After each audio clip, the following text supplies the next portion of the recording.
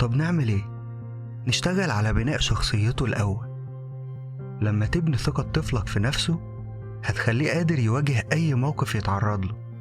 لو في موقف مش مريح حصل معاه هيعرف يقول لأ بكل قوة ويبعد عن الشخص اللي بيحاول يتعدى حدوده، وده مش هيجي لو مش متربي على إنه عنده حق في رفض أي تصرف أو لمسات مش مناسبة. أول حاجة، اديله مساحة يعبر عن رأيه.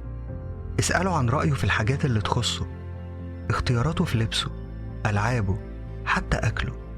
ده بيديله إحساس بالقوة والتحكم في قراراته. ما تهددوش بالعقاب لما يعبر عن نفسه.